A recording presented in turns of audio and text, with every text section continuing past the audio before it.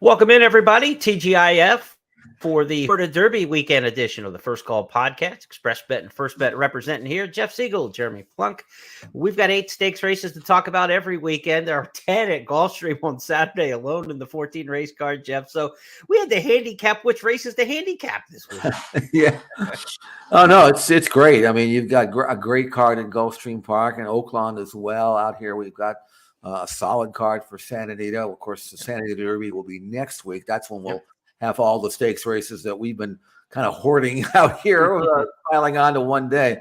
But Oakland and Gulfstream get their day in the sun, and we'll be handicapping several stakes races from both tracks. Set you up for a big weekend. Yeah, here's the lineup that we'll have on the podcast. The Oakland Mile, the Hot Spring Stakes for the sprinters, the Fantasy for the 3-year-old fillies, one of the favorites for the Kentucky Oaks going in that one. And then the Arkansas Derby. The graphics guy gets a -12 for putting Florida Derby there. Let's go to the Gulfstream schedule. We've got the Cutler Bay, the Orchid, the Gulfstream Oaks, and the Florida Derby for you, of course, at Gulfstream Park. So a good lineup of races to show you this afternoon. And as we get set for a weekend that includes many different things other than just these 2 Kentucky Derby preps, we've got a huge mandatory payout in the Rainbow Six on closing day of the championship meet at Gulfstream Park on Sunday. We got the Coast to Coast Pick 5 this weekend, Stakes Edition on Saturday, Turf Edition on Sunday. We'll talk about those races. Kentucky Derby Future Wager, Pool 6 going this week, Jeff. Interesting difference with this one compared to the other pools. This one will close on Saturday at 6 o'clock, 40 minutes before any of the preps are run. So this is a true future wager this weekend. You won't get a chance to see those horses, but 40 betting interests in the KDFW versus on Derby Day, 20 wagering interest. So if you like Forte and you assume he's going to win this race, you might get a much better price on him pari-mutually in a 40-horse field on the future wager than you will in a 20-horse field. But you're going to have to assume some risk. As for the others, everybody's going to be a price on Derby Day if Forte ends up 9-5. For sure. I mean, Forte is going to be a significant favorite on Derby Day, assuming he performs up to standard on Saturday, and that gives you a chance maybe to find some value. We'll see where it all shakes out, but I'm expecting Forte to perform like a strong Kentucky Derby favorite should, and we'll see how he runs on Saturday at Gulfstream Park. Plenty more to talk about over the next 45 minutes or so on this podcast. We'll have Eddie Olczyk checking in with his trifecta play for the Florida Derby as well. How do you make money if you like Forte? Stick around, Ed. So we'll tell you on the back end. Let's get to our handicapping first call right up off the bat, Jeff. We're going to Oakland Park, race number 5. It's the Oakland Mile. Obviously, a mile on the main track at Oakland. Starts and ends at the 16th hole finish line.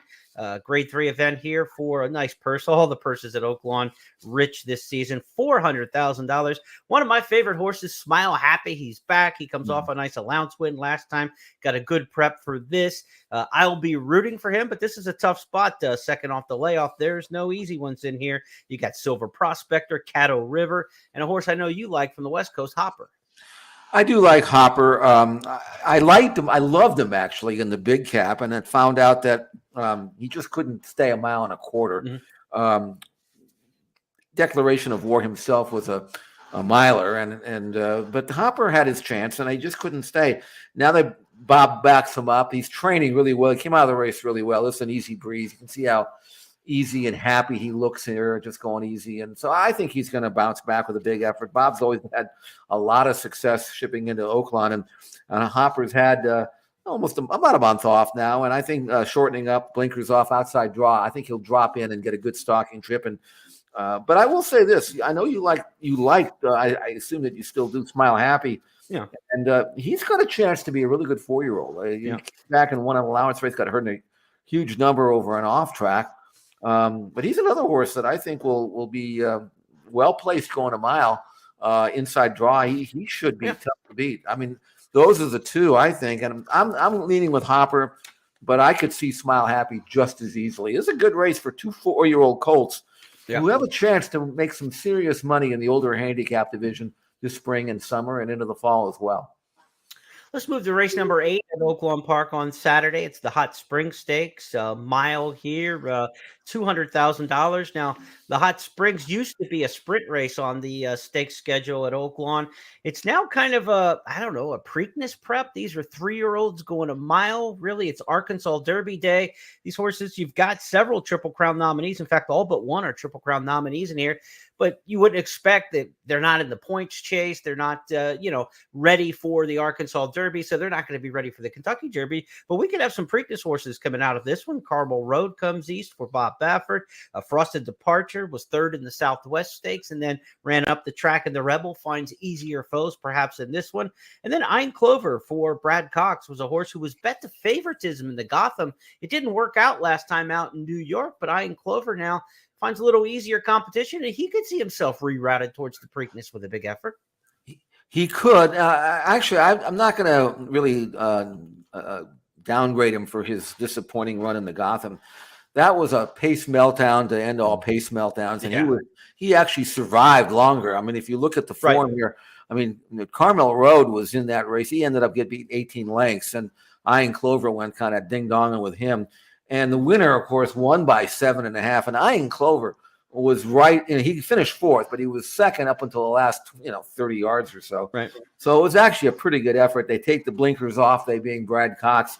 Inside draw, even though this race was a mile, as was the last one, this is the first time around 2 turns. And I think Ein Clover, if he breaks running, I'm not saying he has to be in front, but he should be in the fray. And if they don't pressure him early from the outside, I don't know what they're going to do with Carmel Road, whether they're going to try to grab him this time or gun him out there. But I think Ein Clover will get a mile, especially with a short run in from the top of the stretch to the wire. I think Ein Clover still is a pretty decent sort of goal. I loved his win in Fairgrounds 2 races back. I know it was just an allowance race, but I mean, he did it the right way. So I'm going to, at 5-2 in the morning line, I'm going to see that or hope that Ein Clover can run back to his first or second races and beat this field, and I think he can.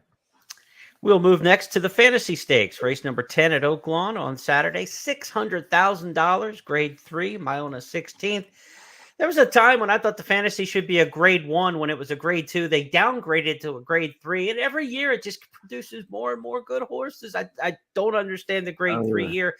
This is definitely a grade 1, grade 2 caliber race, and it has that kind of field this year because you have Wet Paint, who has swept the Martha Washington. She won the Honeybee last time out. And she's one of the absolute favorites for the Kentucky Oaks. Don't take my word for it. Look at the wagering in the last Kentucky Derby future pool where they included the Oaks for the first and only time. She was the top combination to all the good horses in the Derby Oaks double. So that tells you one thing, and she was well backed in the win pool as well in that race. Wet Paint could be one of the favorites for this year's Kentucky Oaks if she gets through this sweep. Let's look at her last win in the Honeybee, when it didn't look like she was going to fire, and then all of a sudden, whammo. Wet Paint has still got a long way to come. Top of the stretch, and Condensation is joined by Tax. Grand Love is in with a chance. So is Olivia Twist. At the rail, Towhead. Condensation still in front. Grand Love, Towhead. From the back of the pack, Wet Paint is erupting between horses, and she's come from way out of it, and now she's going to roll by and take the lead. Wet Paint, yes! Wet. She went from hopeless to 3 in front in a matter of 1/8 of a mile, Jeff, and galloped out well in that one. She got no pace help in either one of her wins. In the Martha Washington, the Honeybee, there were 48-second flat half miles in both races. If she gets any kind of pace at all, fast track here in the Fantasy, it'll be interesting to see what she can do on the back end. I think she could rack up some style points here, and this very well could be the Kentucky Oaks favorite if she has another open-length victory. Especially if she shows that she can handle fast ground. Now, she's been a mud freak so far, but maybe she's just that good. We don't know. I mean, the Honeybee was a sloppy track. The Martha Washington was wet fast. She had a maiden win in Indiana over a sloppy track. And the other 2 races were on the all-weather and on grass. So we don't know. There's no reason why she shouldn't be just as good on dry ground. I don't think her pedigree jumps off the page as it's one that would be just mud. I think she's a quality filly. I really do. She runs into the mud. She runs into the slow fractions. She runs into traffic, and it just shrugs it off her back like it's nothing. So I like her, and I think the longer the better for her. Even though she looks like she's a devout stretch runner, she doesn't have to come from 1,000,000 miles back. She can lay in the middle somewhere. Yeah. And in handicapping this race, I said, okay, I like wet paint. Now, who does she have to worry about? And then she has to worry about wet paint, probably. Yeah, right. I mean, Royal Spa looks like a logical horse that could run second. I think. I mean, she's lightly raced and improving and all that, but I think wet paint's going to go about her business and become the favorite for, or at least one of the favorites anyway, for the Kentucky Oaks, based on what I think she can do in this race. We talked about those 48-second halves and the 2 preps for this. How does it get faster here? I think Pate, the horse who's stretching out from sprint to route, she was in the Dixie Belt last time with Florent Giroux, who likes to go to the front, especially in long races on the dirt. I would expect Pate to show some speed in here, as well as Royal Spa, the filly you mentioned. She's coming off a sprint race last time as well. I think with Ricardo Santana, another aggressive early jockey. You've got Giroux and Santana drawn next to each other with 2 fillies stretching out sprint to route. That tells me the pace is going to be quicker than what they saw in the last 2 legs of the series for the Fantasy Stakes. And if they go faster early, it can only help Wet Paint's chances, I think, with the way she's finished in the last 2. Let's go next to the Arkansas Derby. This is the main event on Saturday at Oaklawn Park, race number 12 on the card there. Get a look at the field for the Arkansas Derby, which lured 11 entries in the box.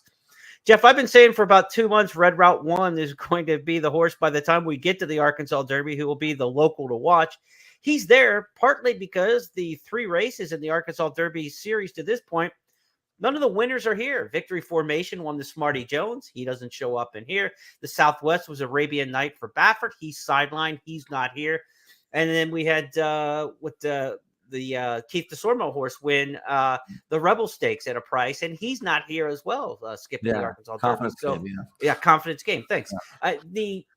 The race is for the taking, if you will, in the Arkansas Derby because all the local prep winners are gone.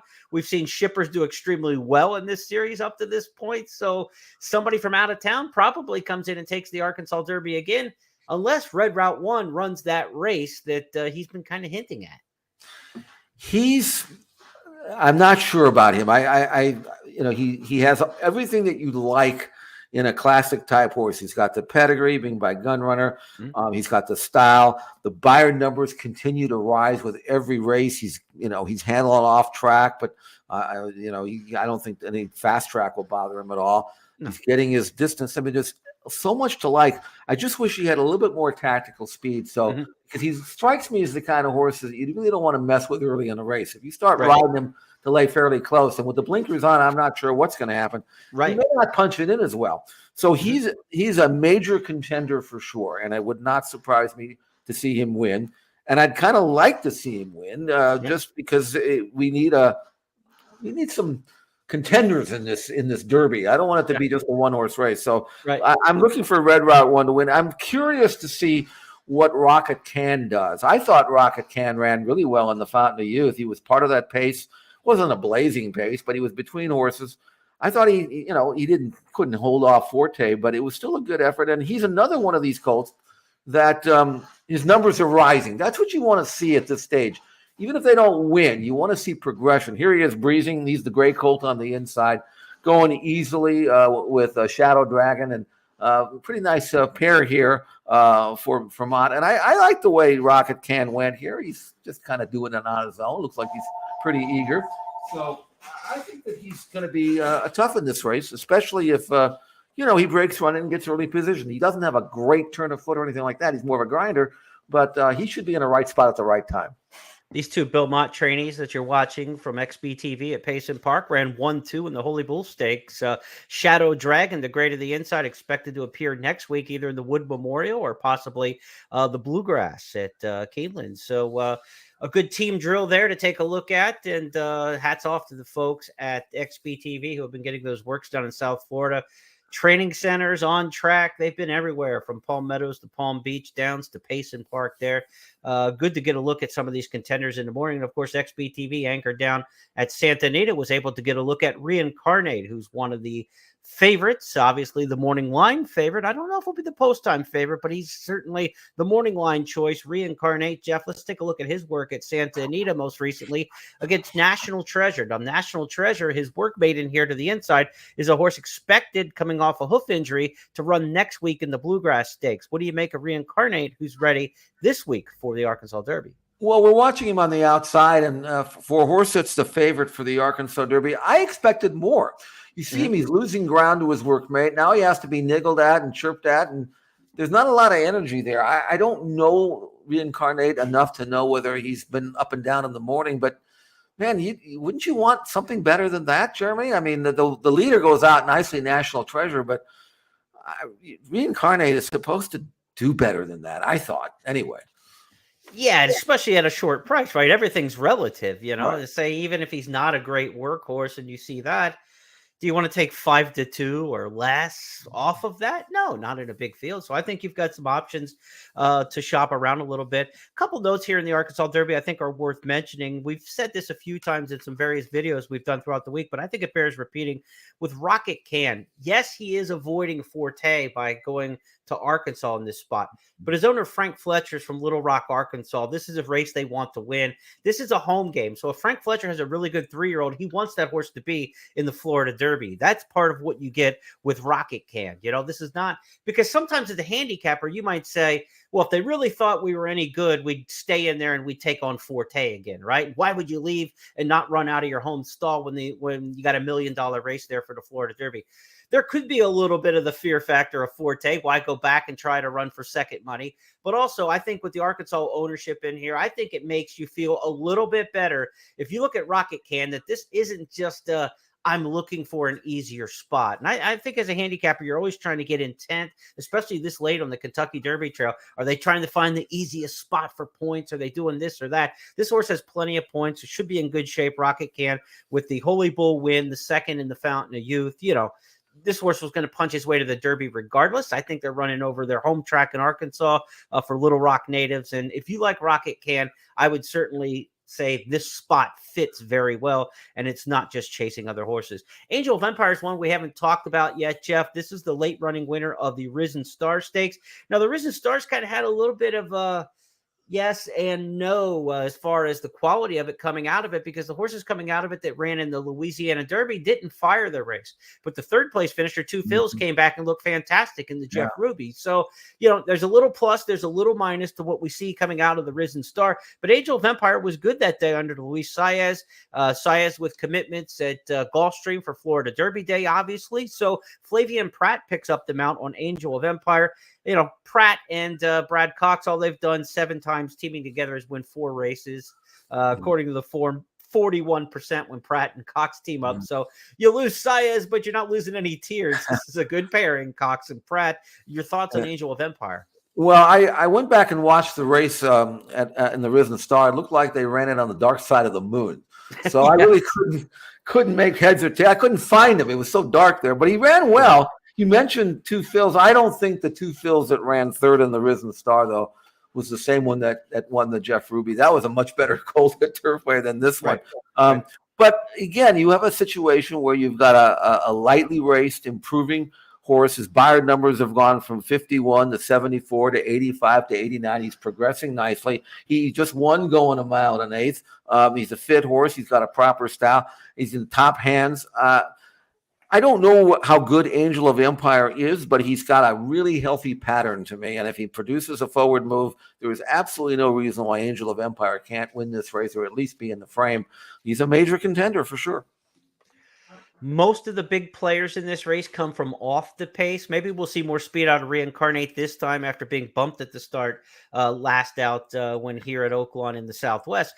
But if there's going to be a big upset at double-digit odds in this race, Jeff, 2 horses drawn to the inside. I know we both have a little bit of interest in, certainly maybe to hang on for the exotics, but there's not much speed in this race. The 3 Harlow Cap is one I think that can run decently with some front-running speed from the inside. And you like 2 Eagles River, I think, to do a little bit of damage towards the front. So those 2 with good post position draws to the inside, and with most of the main contenders probably 6 to 8 lengths off the lead in this race, I think it's a good spot for one of those 2 Harlow Cap or 2 Eagles River to do a little bit of exotics damage. I do. And you mentioned Harlow Cap. I know him out here at Santa Anita. I liked his maiden win for sure, but he got an easy lead that day. I think 2 Eagles River might be more committed to go to the front. And the reason for that is when I went back and watched his last race, coming out of the gate, Juarez he vomited, go. And I think he did that in an allowance race. He'll do the same thing in the Arkansas Derby because it worked last time out. He beat Disarm, who came back obviously and ran well. And they have to figure, they being Chris Hartman, has to figure our best chance is to wire the field. And maybe they don't respect us. Maybe going a mile and 8 for the longer run of the first turn, we can sneak away without having to gun him off his feet.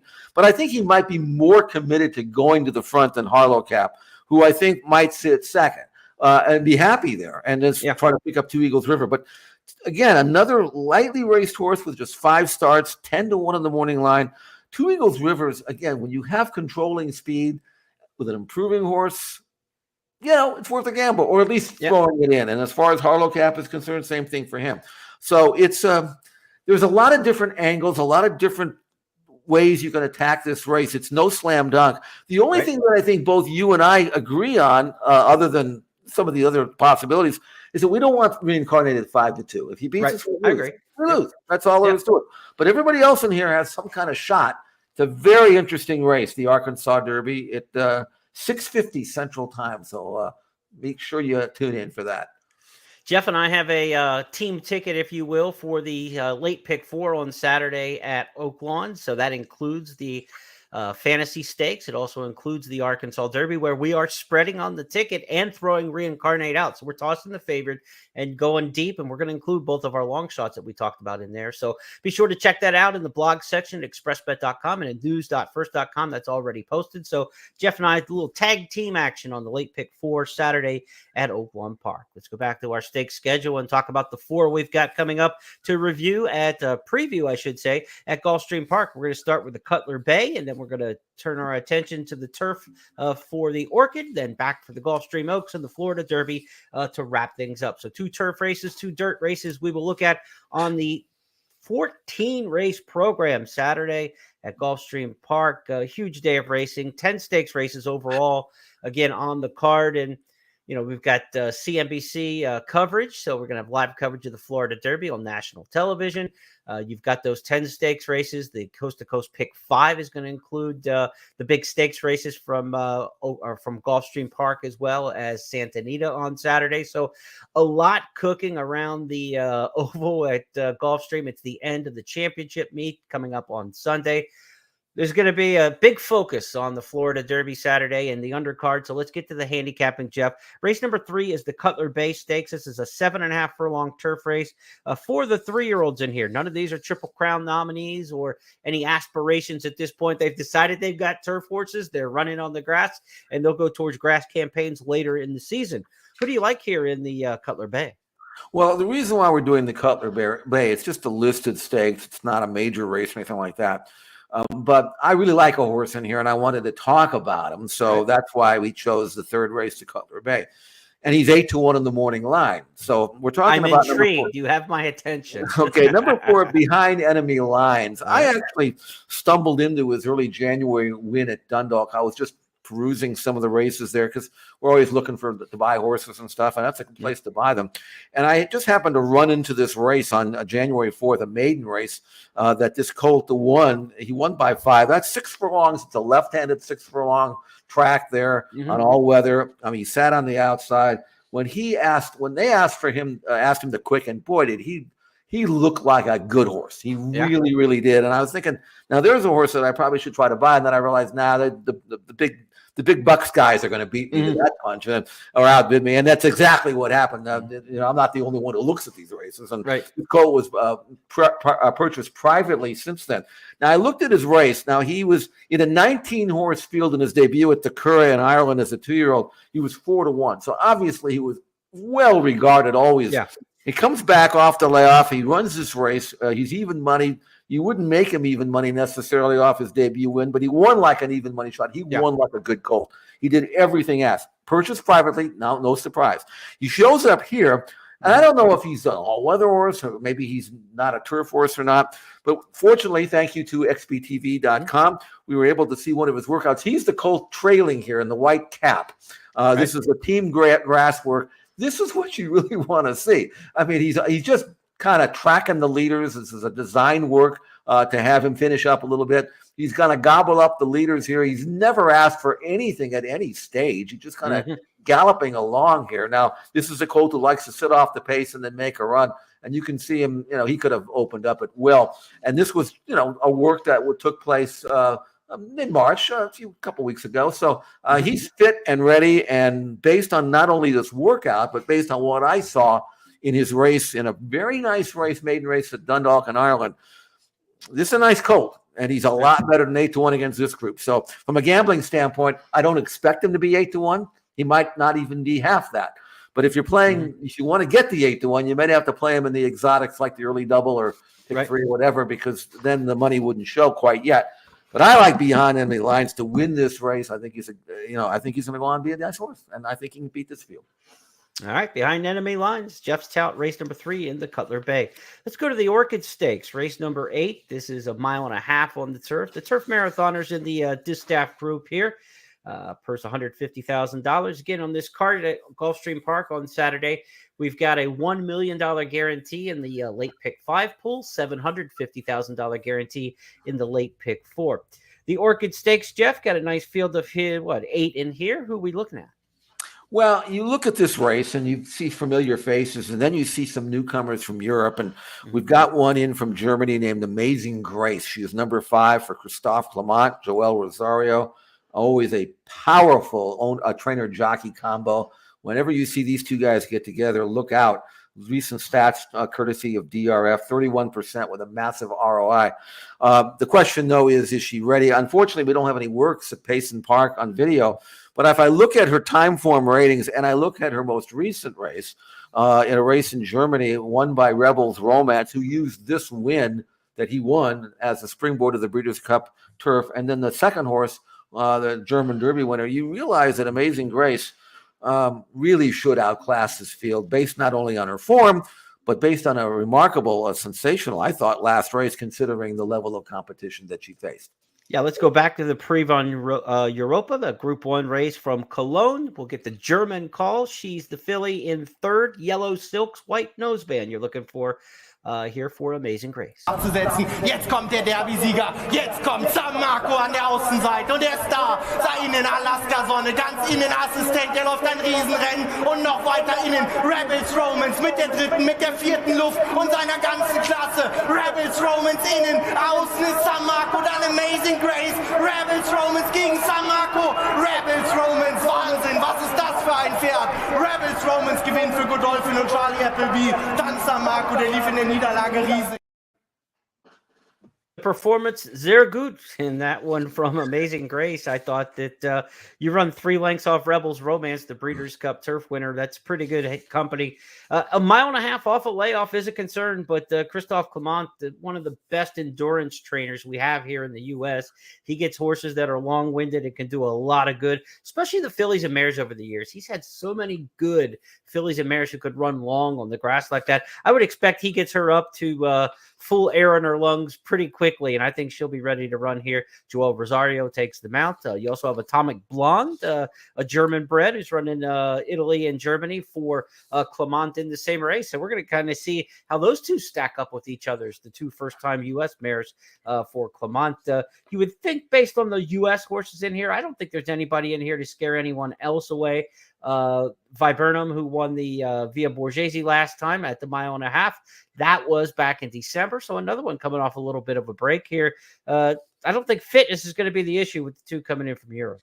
No, I don't think so. And I looked at Atomic Blonde. She's good filly too, but based on what I can figure out, Amazing Grace is the better of the 2. So at least based on her German form. So we'll see what happens. But I think the Euros always seem to have a massive edge, and I think that'll carry over here in the Orchid. 2 brownie points. If you're somebody that says, I've seen those guys use that video before. We used it on It's Official back in September, October, whenever that race was run. Back then, yeah. Jeff likes to get German videos under the show somehow. They produce winners out here. We'll have to remind people, don't discount the German form. Of course, a lot of these German winners aren't from Germany. They go over and steal the money there, and then they come back home. So that's the way it works.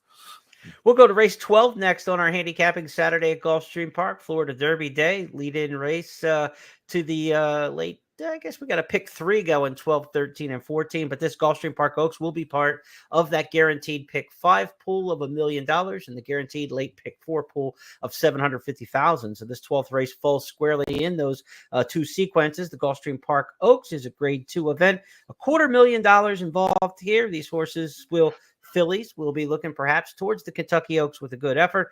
Todd Pletcher's got Atomically in here. We're looking for a leader in the local division, Jeff, because it was bombs away in the last leg. The Devona Dale produced 46-1 winner Darth Vader, who is back to use the force against the rest of these horses. But if it was 46-1 last time in the prep for this in the Devona Dale, it should tell you that this division's either seeking somebody really good to ship in or it's looking for its leader still. I actually liked Darth Vader's win, but then I realized they went the first half in 45 flat, and the second half they went in 52-1. So it was a slowing up process there. Yeah. But she still ran well. But if you look at her previous form, the number wasn't great or anything like that. So, and she's outside going a mile and 1/16. I'm not really sure what kind of trip she's going to get. So I'm going to try to beat Darth Vader.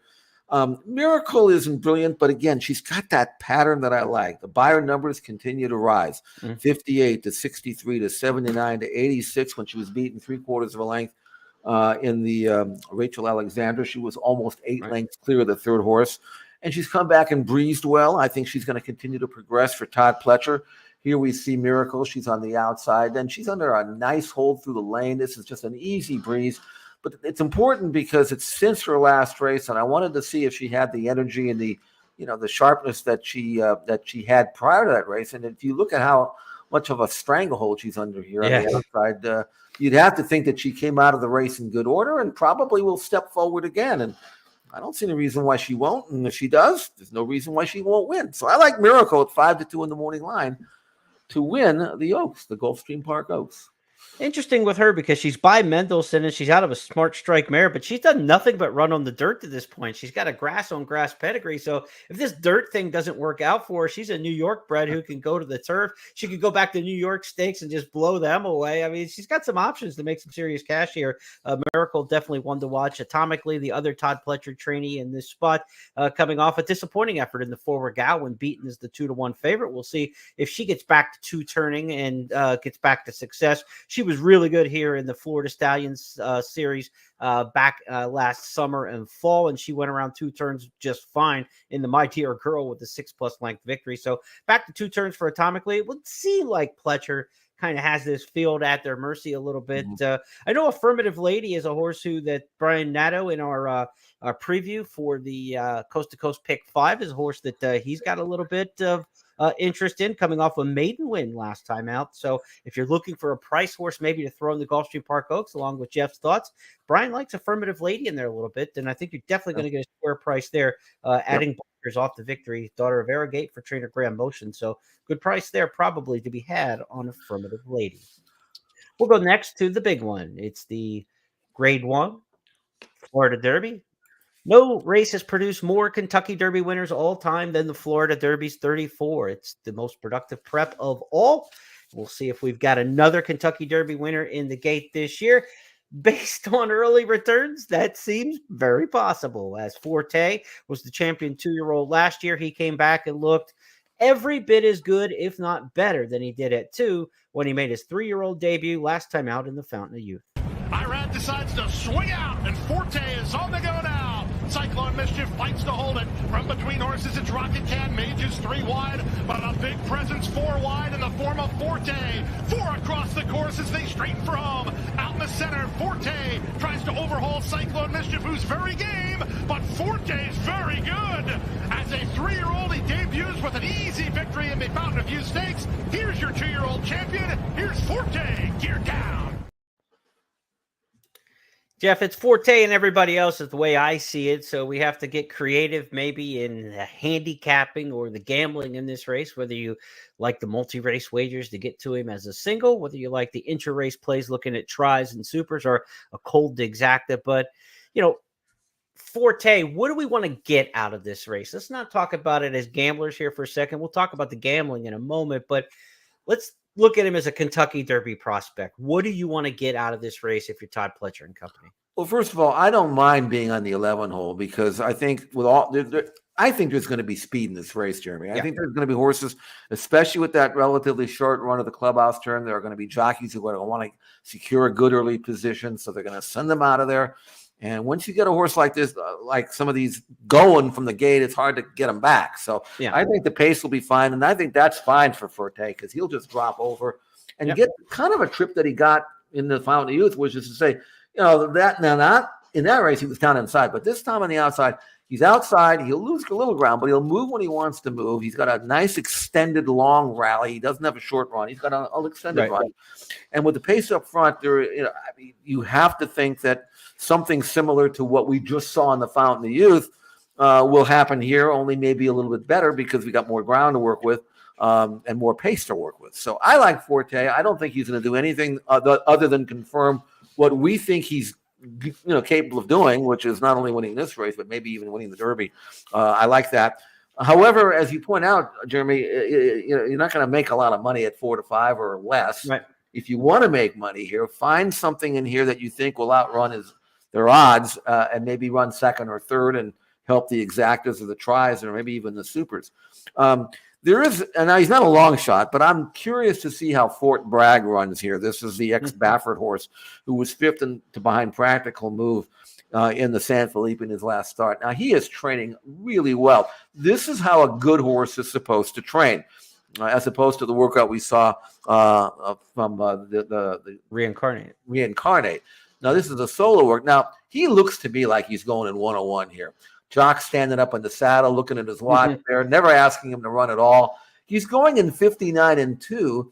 He's going to gallop out eagerly. Look at the Jock's trying to pull this colt up. You don't want to be pulled up. This is what you want to see from a 3-year-old at this time of the year prior to a big race. There is no doubt in my mind that Fort Bragg is going to run the best race he's capable of running. Is he good enough to beat Forte? Based on form, you would have to say no. But Fort Bragg, what he can confirm is my theory that Practical Move, who has trounced him not once but in his last 2 starts, is at worst the second best 3-year-old in the country right now. And if Fort Bragg runs as well as I think he can, maybe he doesn't beat Forte, but he certainly should be able to beat everybody else. Well, if you're assuming Forte's the horse and you think Fort Bragg is part of the mix, you're going to like what you hear from Eddie Olczyk as Edzo gives us his trifecta play for the Florida Derby on Saturday. Well, good afternoon, everybody. The great challenge in a race where you're going to have an overwhelming favorite in the Florida Derby, number 11 Forte, is to try to turn a hopefully 3 to 5 shot into something north of 10 or maybe even 15 to 1, depending on how the numbers cross the wire. And one way to do that is via the trifecta wager. So I'm going to make 2 plays in the Florida Derby. I'm going to put the 11 on top Forte. I'm going to use the 10 Fort Bragg second, and I'm going to use 2 horses in the third position. The 2 horse West Coast Cowboy and the 4 Mage.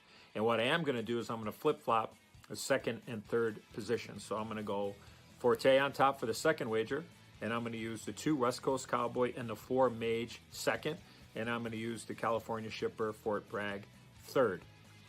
Best of luck. We'll see if Forte can get the job done, and if he wins the Florida Derby, which I believe he will, there's a pretty darn good chance he will be the favorite headed to the Run for the Roses on the first Saturday in May.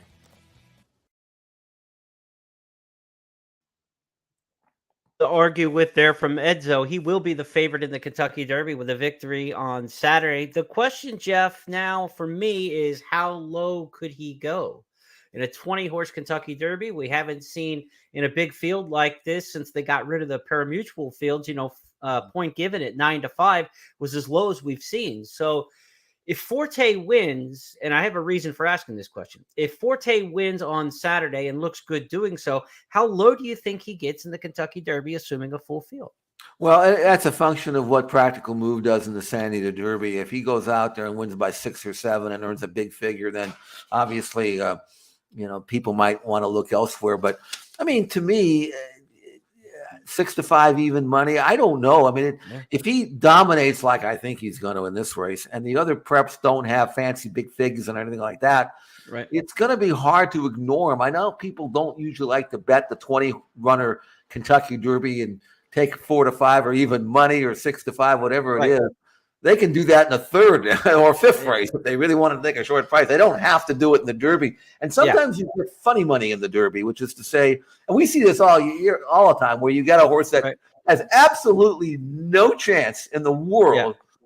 Like, for example, if that New Mexico, that Sunland Derby horse were to run, and you figure that horse should be 3-1, and he's like 28-1 on the tote or something like that. And you're thinking, what are you people looking at? So you get some crazy kind of money, which sometimes maybe allows the favorite to inflate a little bit. So it's hard to say, but if this was like a normal race with a 12-horse field, I mean, he would be odds on.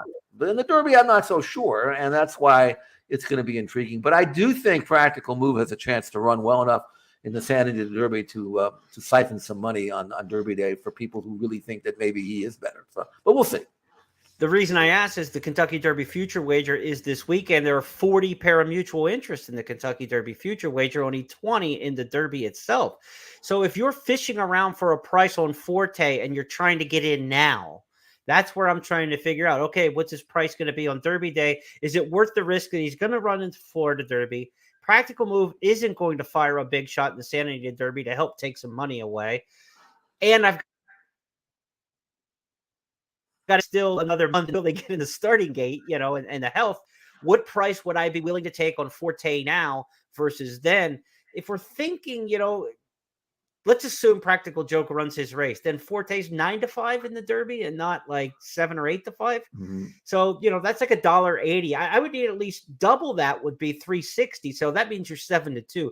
If you could get 7-2 on Forte this Saturday when they close the Kentucky Derby Future Wager, now you're in the ballpark of it might not being that bad of a bet. If I could lock myself in now on a $9 mutual for Forte 40 minutes before they run the Florida Derby, that might not be that bad of a bet.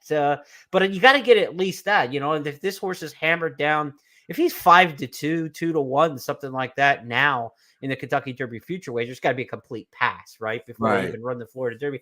It's just like, at what level can I get sucked into the Derby Future Wager? That's what I'm thinking now. If he's around $9-10, now you're starting to get a little bit interesting. Yeah, that under those conditions you would. I would look at it the other way, though, and I'm trying to find some huge price, 30, 40, 50-1. Like, for example, a horse like Skinner, for example, who I do not think will have much of an impact. I just hope he runs well enough to get enough points to get into the Derby, so I have a chance to bet on him, because on a speed favoring track at Santa Anita against a high quality horse, I would give him very little chance of winning, but I would also give Skinner a chance to be intriguing enough that maybe you'd want to have a ticket on him in the Kentucky Derby, because the Derby, it's a volatile race. You don't know what kind of weather you're going to get. You don't really know what kind of pace you're going to get. We've seen gate to wire or pace pressers win. We saw Rich Strike come from way out of it last year. You just, anything goes. But the one thing that I would like, if I'm playing this, is to try to get value, and 40, 50-1 on a horse wouldn't be terrible if that's what you can get when the pool closes. If you like, the long shot that you're betting on. I'll give you one. The Japanese horse Domo Sotogaki. Right. I'll tell you what, Domo Sotogaki was highly, highly impressive in the UAE Derby. Mm-hmm. There's going to be a lot of groundswell for Japan as we get closer to the Derby. They're going to be the story. They're going to be underlaid odds probably on the tote board by the time we get to Derby Day. Yeah. And I think he's clearly the best of that group.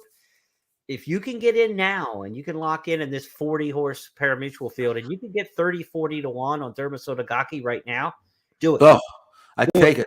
I tell you what, the way the preps wrap up here, what happens in Arkansas, what happens at Santa Anita, things like that, this horse could be fourth choice in the tote, I think, by the time we get to post time, which puts you in that 8-1, 9-1 kind of area. And you could get 30, 40-1 now. He's done running. You don't have to worry about another prep, like with some of these other horses. If you get 30, 40-1 on Domo Sotogaki this weekend, get in. That's my bit of advice. I agree. For the immediate future. Jeremy, that UA Derby, I know there's a prejudice against that race because it's never really produced anything. But if that race had been run, the exact same race with the same horses in it, including a couple of Americans who had decent form, if that race had been run in the States, say that was the Bluegrass Stakes. Yeah. He wouldn't be 30 or 40-1 based on that performance, would he? No, absolutely not. And then some of that gets baked into it, right? Like the past, inferior results. A lot of those horses were Middle Eastern based horses, though. They weren't Japanese. This horse also Right. went to Saudi Arabia and ran big third in the Big. Saudi He Derby did. at a mile. And if you Right. could be sharp enough to run on the tail of having a meltdown at a mile, but then also go win at a mile and 3/16, that tells me you're not some plotter who just came through a deep track in the UAE or something like that. This horse is pretty darn fast to start with, to finish that close to having a meltdown going a one-turn mile in Saudi Arabia. And then this performance, he looked as good visually as you could look. In fact, I did this in Countdown to the Crown, published today. You can go read it. I tried to edit the video together, but watch Dermo Sotogake in the stretch and watch Barbaro's replays. I'm telling you, they are a spitting image. And it's a really interesting comparison. But the video on YouTube is so bad of races from 2006 Yeah. Barbaro. You don't quite, but the motion, the stride, the face, just the way they grind the competition and move on. I really feel good about him. I'm not saying he's going to win the Kentucky Derby, but I'm telling you, if you can get 40-1 on him this weekend, get it. And that's the approach. A couple other notes we want to give you before we wrap up the podcast here. Big night in Australia tonight. If you want to play the simulcast with ExpressBet and FirstBet, we got the full card from Randwick. It's the championships at Randwick tonight, which is a newer thing in Australia, the Breeders' Cup, if you will, of Australian racing. All the different divisions over 2 nights of racing, $20 million in purses. We've got the first race tonight from Randwick at 9:10 Eastern, so you don't even have to stay up that late to play the races from Australia. The card gets underway pretty early. Again, full simulcast offerings, wagering offerings at FirstBet and ExpressBet for tonight's championships at Randwick. And if you're a tournament player, get involved today. There's an $80 feeder tournament that can get you into tomorrow's $1,500 Florida Derby Day challenge. A tournament play only at expressbet.com, the best place to play tournaments online with ExpressBet. The $80 feeder today is on the Santa Anita races. If you win that feeder, you can either opt to play this week in the $1,500 Florida Derby Day Challenge, or await your free entry into next week's Santa Anita Derby Day Challenge, also a $1,500 contest coming up a week from Saturday. So a chance to qualify for one of those tournaments for just $80 entry fee today. Again, live money, so your money goes into the pari-mutuel pools as well, and all of your money goes back into prize pools as well. We don't keep anything with ExpressBet and FirstBet when it comes to the handicapping tournament. So a lot going on. Great weekend. Coast to Coast Pick 5 wagers. Jeff and Brian have submitted their picks. You'll be able to see those videos on social media and on our website, the FirstBet and ExpressBet, throughout the course of the weekend to get up to speed on that big wager coming up on Saturday and Sunday. All stakes on Saturday, all turf on Sunday, unique editions of the Coast to Coast Pick 5. Jeff, that's everything, man. I've got nothing left. My sheets are all filled up. We are ready to go with the first of 2 really big back-to-back weekends. Yeah, for sure. I'll have the full card analysis, race by race analysis for Santa Anita as usual. We'll be doing that, but always enjoy looking at other racetracks, especially on days like this on Saturday when you got great racing at Oaklawn and Gulfstream Park, and then of course the following week our big day here at Santa Anita, the Santa Anita Derby Day. So great racing, good gambling, I'm sure, and let's make some money. All right, can't wait. Let's get to it. On behalf of everybody with First Technologies, my partner Jeff Siegel, I'm Jeremy Plonk. Good luck. Have a great Florida Derby, and best wishes to our teammates down in Florida for the big event this Saturday. We'll talk to you on Tuesday and wrap it up on It's Official.